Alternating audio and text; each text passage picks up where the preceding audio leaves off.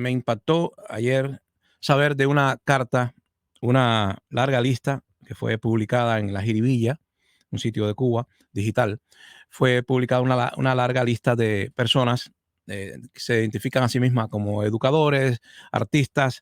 El mundo de la cultura cubana y de la intelectualidad apoya al gobierno en su control firme de las protestas y anarquía en Cuba. Eso lo digo yo. Ellos dicen otras palabras, dicen que apoyan al gobierno, que se identifican con gobierno y partido, se identifican con gobierno y partido en controlar al soberano. Dicen ellos que en el nombre de la soberanía hay una dificultad, porque el soberano, cuando está en la calle, cuando está en el espacio público, el soberano manifestándose, aunque es imposible que sea el soberano completo, son 11 millones de personas, eso es imposible que vayan a la calle todos juntos al mismo tiempo, en el mismo lugar. Pero se sabe, esto es un principio fundamental de la democracia, ¿no? De la democracia y de la justicia también. Cuando el soberano está en la calle, al no ser un rey con una corona, al ser el pueblo, la soberanía está disuelta en muchas cabecitas. Al soberano estar en la calle, el gobierno está en suspenso, está en pausa. El gobierno, estoy hablando del gobierno más legítimamente aprobado, ratificado, el gobierno que de verdad sea totalmente legal y legítimo, apoyado por la masa. Es un gobierno que está en suspenso, en pausa, sencillamente porque el verdadero sujeto, que es el pueblo, está en la calle manifestando su voluntad, con diferentes discursos, manifestando su voluntad política. Cuando el pueblo está en la calle, el gobierno está en suspenso. Eso es importante. Cuando yo estoy en un juicio y hablo, el abogado debería callarse, porque el abogado me representa a mí, pero no me sustituye. No me sustituye. Ninguno de los representantes del pueblo cubano en la asamblea, en el ejecutivo, en el legislativo, ninguno de los representantes del pueblo puede sustituir al pueblo, raya soberano. El pueblo es el soberano. En Cuba no tenemos un rey con corona, consagrado por una iglesia, por una religión, por una casta de sacerdotes. No tenemos eso. No tenemos un soberano sagrado. No hay ningún rey que pueda decir, yo estoy aquí puesto por la voluntad divina, por Dios, yo represento al pueblo y a Dios. No, no, no. Está disuelta la soberanía en el pueblo. Por lo tanto, si el pueblo sale, los intelectuales incluidos deben de callarse humildemente. Ahora, esta lista, por supuesto, la inicia. El primero que está ahí arriba es Miguel Barnett. Miguel Barnett lanzó. Miguel Barnett, a mí no me asombra que esté con el gobierno si él ha vivido toda una vida de la teta del Estado, o sea, del pueblo.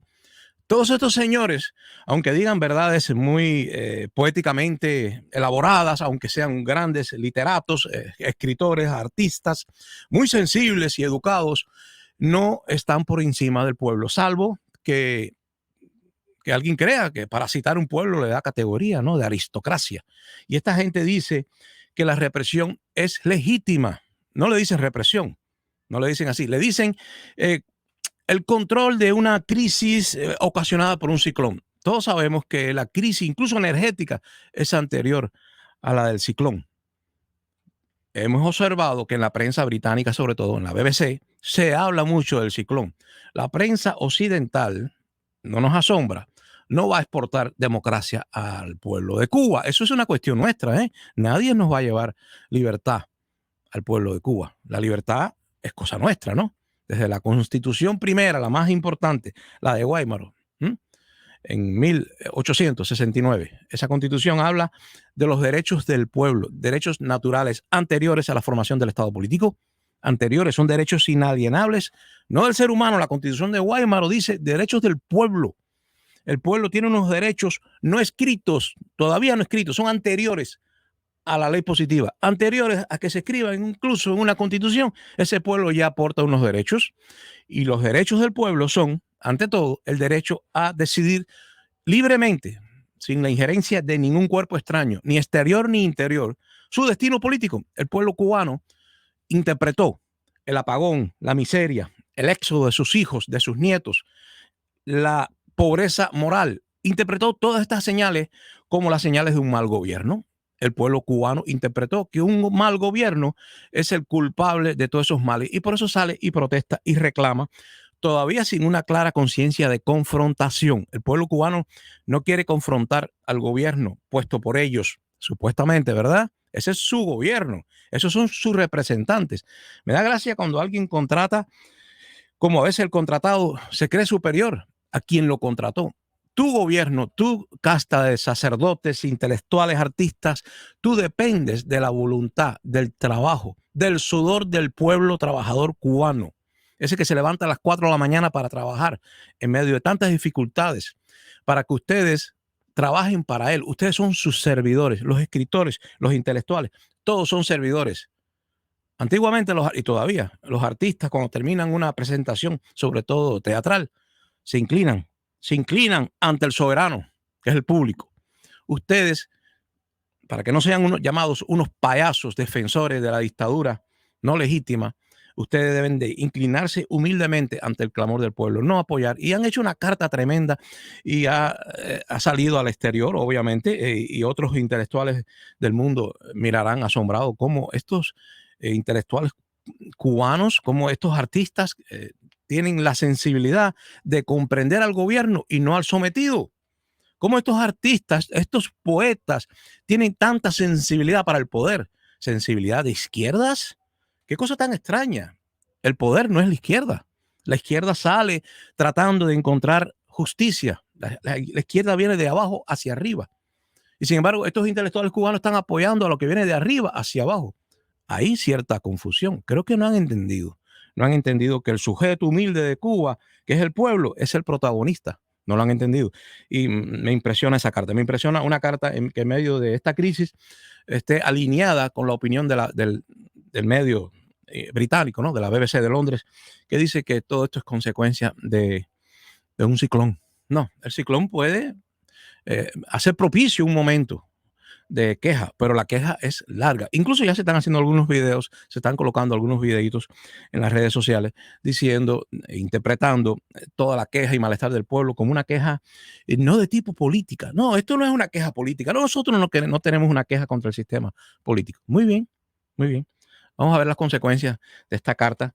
Y no me asombra, repito, que Miguel Barnés sea el primero, porque él fue un privilegiado. Él ni siquiera fue a los campos de trabajo forzado a los cuales se enviaban a los homosexuales, a los artistas, a los poetas. En Cuba, los poetas molestaron. Cuba, como una república dictatorial, como Platón hizo. Platón dijo, en la república no quiero poetas. Platón lo dijo. Esto es un espíritu viejo de intolerancia que todavía lamentablemente se reproduce, vuelve a surgir de nuevo cada cierto tiempo. Hay hombres que quieren dominar a los otros hombres de la república, de la asociación cívica, ¿verdad?